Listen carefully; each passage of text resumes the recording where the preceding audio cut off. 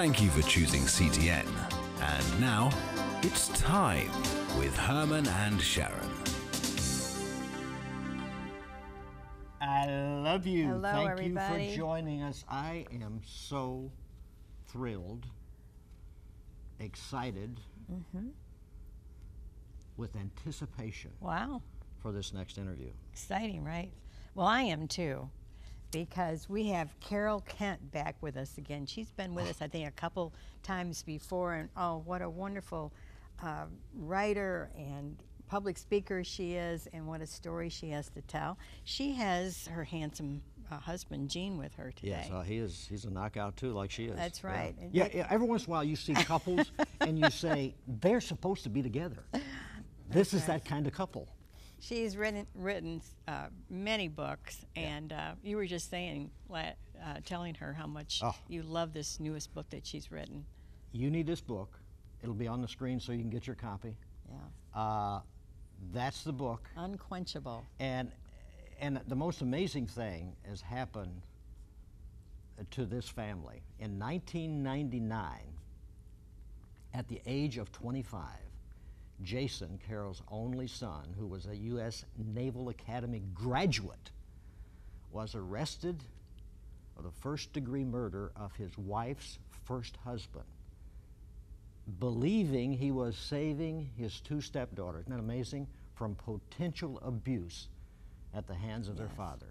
Jason did the unthinkable. Jason was sentenced to life in prison in 2002. And they're actually together here physically. Mom and Dad. That's right. Join us with the most amazing couple that you'll just Hello. Just reading these stories. I know. Trust me, if you get your copy, you will not put this down. That's right. Hey, we like to hear that. Thank you. It is. I mean, because I, as you well know, I read all the time. Yes. And I've always got a book someplace.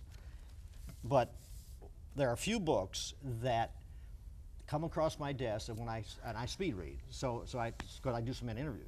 You know, you got to get through them, otherwise you folks would never have any programs.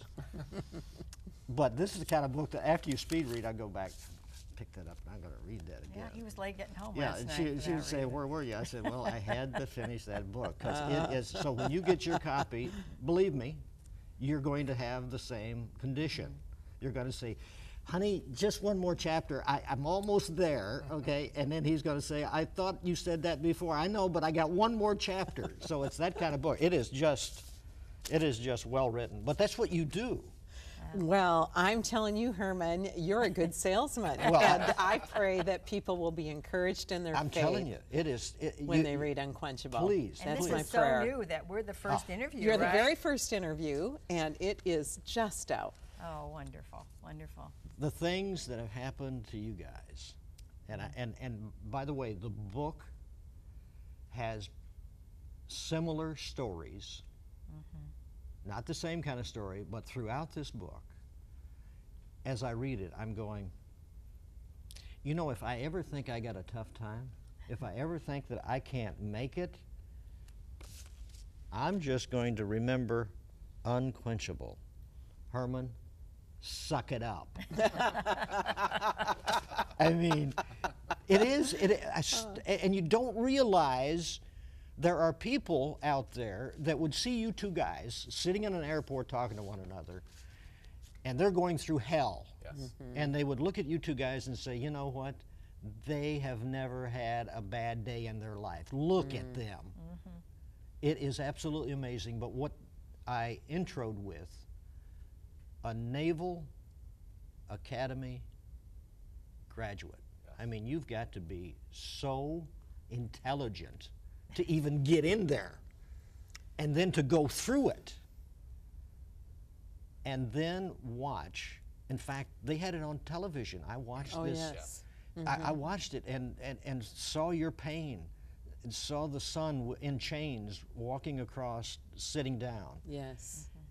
And you had to hear that sentence. And then, through all of this, you guys must have had people that said, we don't know you anymore. Well, there were people who were shocked because it hit them, if this could happen to you, it could happen to us. Yes. And I think there's that overwhelming sense of, the unthinkable has taken place. And I remember just being in total shock, thinking, Lord, why did you allow this to happen? Yeah. And in Unquenchable, Herman, I talk about when the fire goes out, when you think you've held on to your faith, and when you think your faith is strong, and then you have a crisis that hits your life that just knocks the wind out of you, you think for that second, God, where are you? Are you as real as I've always believed you are? Do you care about me? Yeah. Are you really in the middle of our lives, even in this? And so those questions hit us, and sometimes we're afraid to ask those questions out loud. Yes. Gene? Herman, you did such an excellent job of summarizing our story there at the beginning. And even though that's been a number of years ago, we still see probably every day we run into people who either hear our story or we just ask them some questions. It could just be the waitress at a restaurant about what's going on in their life. And what we find is our story has been difficult to go through, but we find that everybody has difficulties in life. You even had a flight attendant email you. I was stunned. I had flown to California to do an interview, so I flew out early in the morning, and then I was on the same flight returning back to Tampa that night, and I got an email, and this woman said, Carol, I was your flight attendant in the morning and your flight attendant in the evening, and I asked you what would make you make a trip across the country in one day. And she said, I was so curious, I looked your name up and Googled it, and I read your story about your son being arrested for first-degree murder and about his conviction and sentencing. And she said, I was stunned that you had peace on your face after I read what you had been through. And I thought, even strangers are watching. That's right. And sometimes we forget about the power That's of a true. faith that shows through our smile. And in fact, you say it in the book, you were exhausted. I was wiped Because you out. go to these conferences where you're speaking to thousands of people and people pulling at you and talking to you or whatever, and you were exhausted. And when you got home, it was like the Lord said, I know you're spent, Yes. but here's something that happened because you had that radiance. I mean, there's something about a born again. I mean, how many times are we in a restaurant or whatever, you'll see somebody and you'll go, That's right. They know the Lord. Yeah. do you do that? I mean, it's Yes, like, we Yes. do. there's something different. Yes. Yeah. And the world doesn't understand that. No. Because they think you're making it up. They think you're just coming, right. you know. I But- know people are wanting to know how Jason is doing. Well, he is doing amazingly well. In the last 6 months, there's a harsher environment at the prison, and instead of getting to go out for recreation 3 times a day, sometimes it's only 2 times a week. And so there's been so much more in terms of personal challenges when the freedom you did have on the inside is less and less and less. And I have watched my son make the choice to choose unquenchable faith in the middle of his circumstances. Wow. And right now, he's still teaching a financial peace course to the inmates, teaching them how to balance a checkbook and how to do their budgets. He's the president of Gavel Club, which is like Toastmasters on the inside, teaching men how to communicate. He's a brilliant guy. Well, They he would is. love having you two there, and you could be at Gavel Club, and you could speak for a day. Wouldn't that be wonderful? We would love that. That would be. And what is amazing is you hear from time to time inmates. I mean, one guy was in a cult. Yes. And he shared that Jason led him to Christ. Jesus. I speak at prisons, and it's always a privilege to do that in Florida, especially because this is where our son is incarcerated. And at one of those prisons, after the chapel service, the men lined up to shake our hands, and one of them said, "Tell Jason that he shared his faith with me, and I was so involved in a cult. I didn't care about God. I didn't know God. But you tell Jason, his testimony was the trigger that wound up with me being in the family of God See today. my coattails? That was the catalyst for me saying yes to Jesus. Wow, that's wonderful. So sometimes those seeds we plant wind up bursting into unquenchable faith at times when we don't even know about it. In this lifetime, we might not know about it. The Exactly. front cover says, "Grow a wildfire faith that will endure anything." Wow, and we need that today, Now, I'll tell you. yeah, you know, when I read that, I'm going, Lord, that's what I want. Okay, how do we do that? How do we? I mean, people like you, because I know through the fire.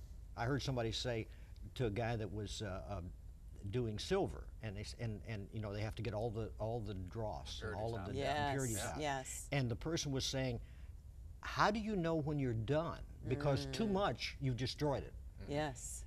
And he said, when you see your reflection, Yes. you have gone through the fire. I see the reflection of Christ in your life. I mean, whenever we're around you. And that's what that flight attendant saw. Oh, yes. Okay, how do you pull that off? You know, I think first of all, you have to be honest about the sorrow in your life and not try to just gloss it over like everything's fine when everything isn't fine. And so I've discovered that by being honest and vulnerable about my journey to God and to other people, there is that common ground of, you know, suffering hurts, and Lord, I'm in pain right now, but I choose to know that you are truth with a capital T, and I'm going to spend time in your word tending the fire, and I'm going to have a communication with you through praying. And then, Herman, one of the things that has helped the most for Jean and for me is to say, in the middle of our own suffering, we're going to start doing tangible acts of kindness for others who are hurting. And How do you get that, though? I think you get it. Where does that come from? It comes from that ember. And you know, when you have a fire, that sometimes it'll seem like it's going down to nothing. And I think faith is like that sometimes when we're hurting. But what we sometimes don't realize is that when that spark of faith has come into our life by a personal faith relationship with Jesus Christ, there's that glowing ember that's still left even when we go through a time of feeling like our faith is dying. And when we blow on that ember by reading the Word of God and by spending time with Christians, and Sharron, when we allow ourselves to share the pain and to say, you know, right now it feels like God isn't answering my prayer, but we are not giving up. And then we find that others come around us and help to blow on that ember. And even a fire that felt like it was dying can become a raging wildfire again. It just catches on the other logs you put in. It does. Wow. It does. Wow. And it's amazing to me that that can happen. Age 22, married 6 months. This is preparation for what's ahead. Yes. Okay, she's driving to the office. In rush hour traffic. In rush hour traffic in Michigan. Yes. Okay. Get Fortunately, it's not this time of year, so there wasn't any. okay. Yeah, God gets a little leeway here. Yes. And her accelerator sticks. She's using the emergency brake. Nothing is working. She realizes that the car is going out of control. She's in the driver's seat. She does something. No sane person would do. Yeah, okay, she said it. She opens the door and, almost like a stunt guy in a movie, she rolls out of the car. But the car doesn't stop. It's taking everything in its path. I mean, it took down guardrails, it took cars in its way. It took out a fire hydrant, it took out a park bench, and it was doing circles in an intersection while I watched. And it finally did one final circle in the intersection and crashed into the plate glass windows of the IBM building. There you go. And sirens were coming from every direction. And a police officer came up to me and he said, "Lady, what happened?" I said, "My accelerator stuck."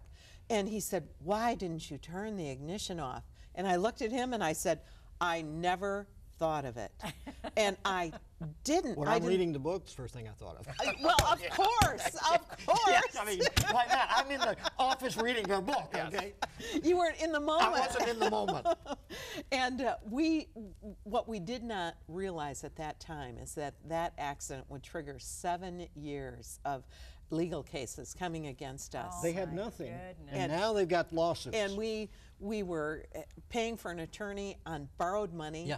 And the day after we paid a second large fee, our attorney was disbarred from practicing law in the state of Michigan. Thank you, Lord. Oh, it was like if anything could go wrong, it did go wrong. And I remember at that time thinking, God, come on. We're a couple who dedicated our lives to Jesus. We told you we would go to the mission field if you wanted us to. We would do anything to serve you. Why this, Lord? And it was I'm so glad you can say that, because it makes me feel good, okay?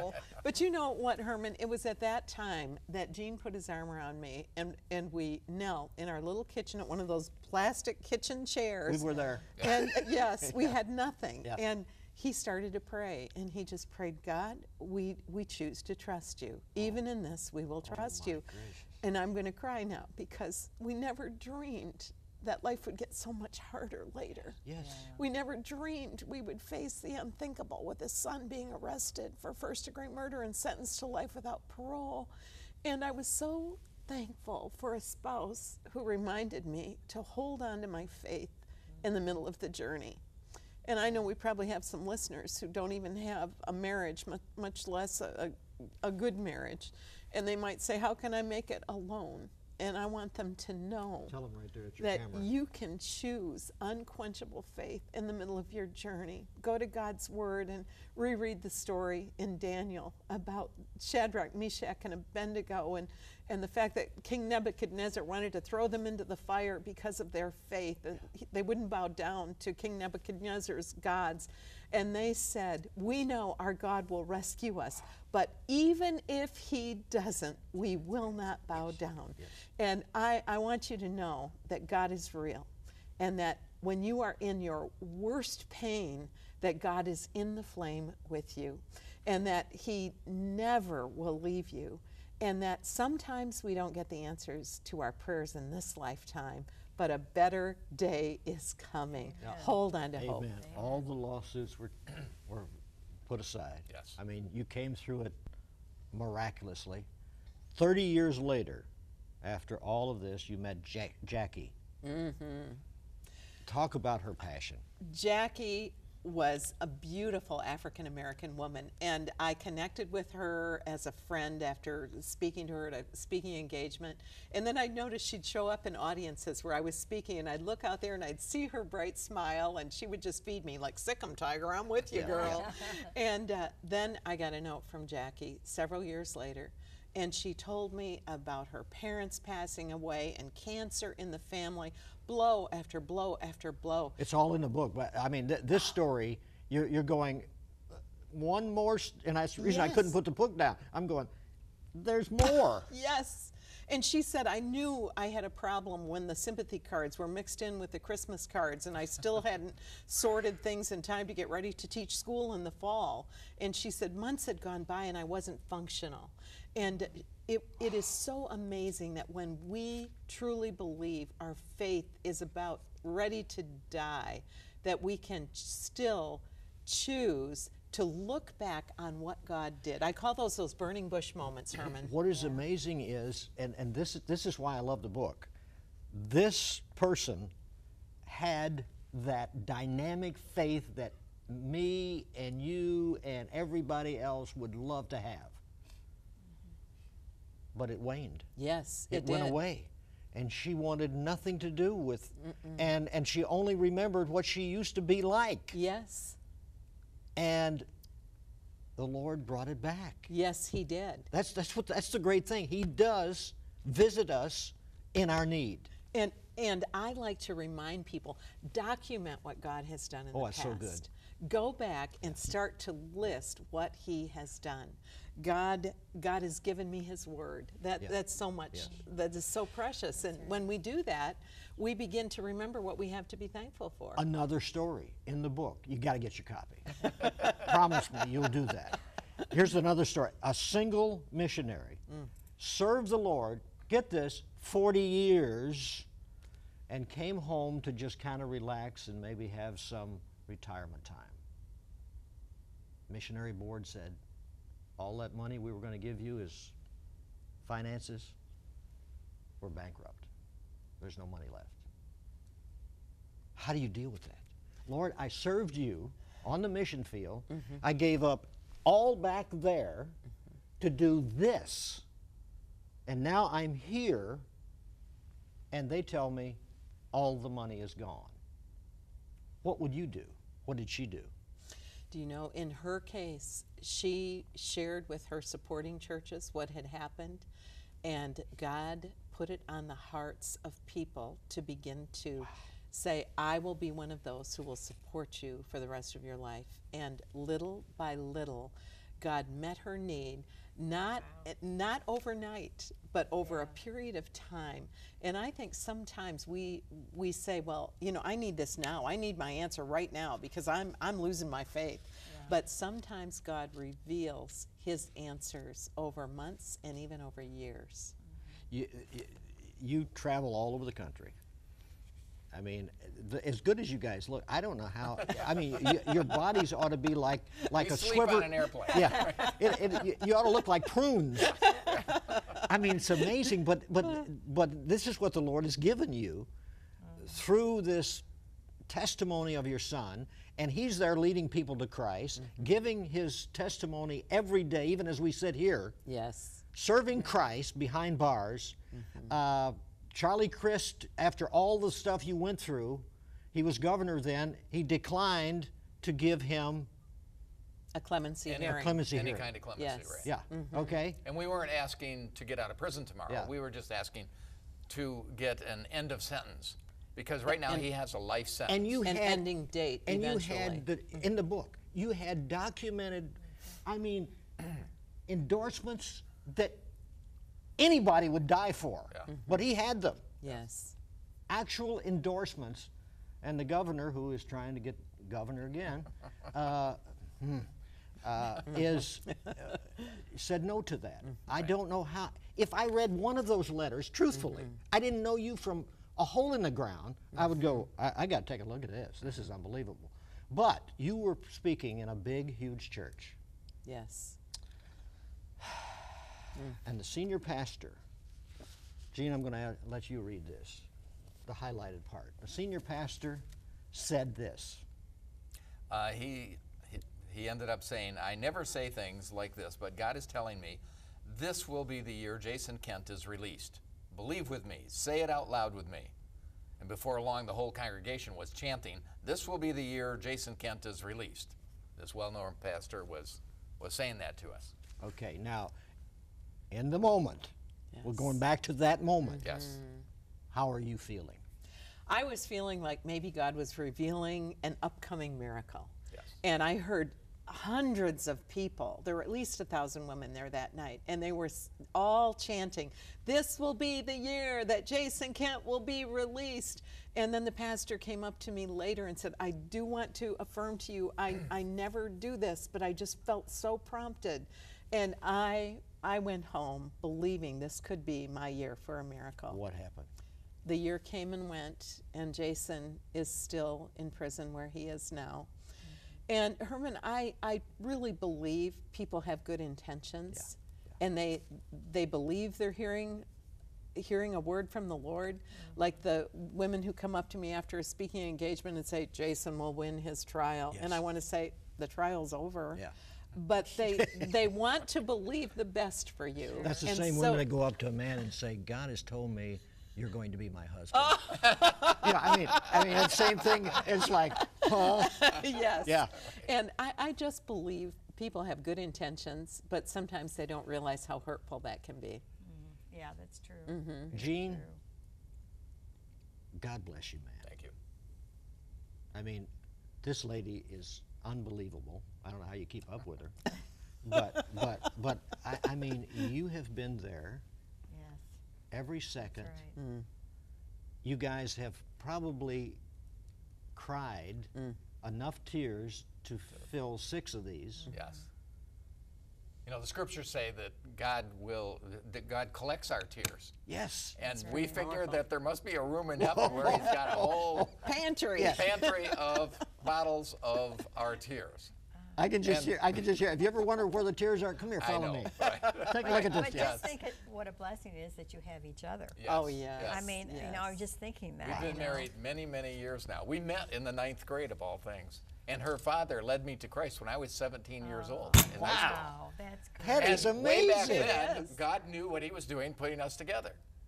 Now, there's sometimes she would probably like to get rid of me. You know, like any good husband, I do things and I mess up, you know. Yeah. And I probably mess up more often than we can imagine. But God has given us each other and the encouragement that we find.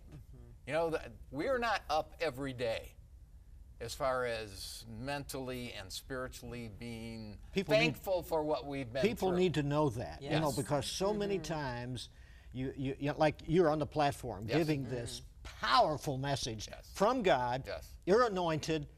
Your words are coming out, and the audience out there is absolutely in awe of what you're saying. But you could be 2 hours later after all of that. She can be a And- basket Well, case, and I right. think that sometimes is how the enemy works. Yes. You know, Yeah. we will have extreme spiritually high moments, and then, boom, he attacks us. The enemy will come when you're physically tired, That's right. when you are emotionally distraught, and he will come and tempt you to give in to despair. Wow. Someone watching, pray with them right now. Oh, They are going yes. through agony.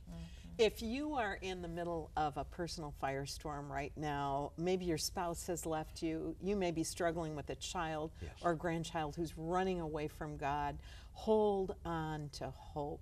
I want to pray over you right now. Amen. Oh, Father, I pray that you would surround that man or woman out there right now who is feeling the intensity of the firestorm. And Lord, I pray that you would be the comforter, the healer, the hope giver, the one to whom nothing is impossible. Would you allow them to hear you say, I will never leave you, I will never walk away from you. I have loved you with an everlasting love. And Lord, I pray that they might feel your presence in the middle of the fire. That they would know they are not alone and that this will not last forever. Something more is coming and it is good. Lord, I thank you that you have been giving Jean and me the ability to hold on to hope. And I pray that you will cover Jason right now with your comfort. And Lord, I pray that each of us today would say, you are God and I am not. And I trust that you are in control. In Jesus' name we pray, amen. Get your book. We only covered the surface. God bless you. Bye-bye.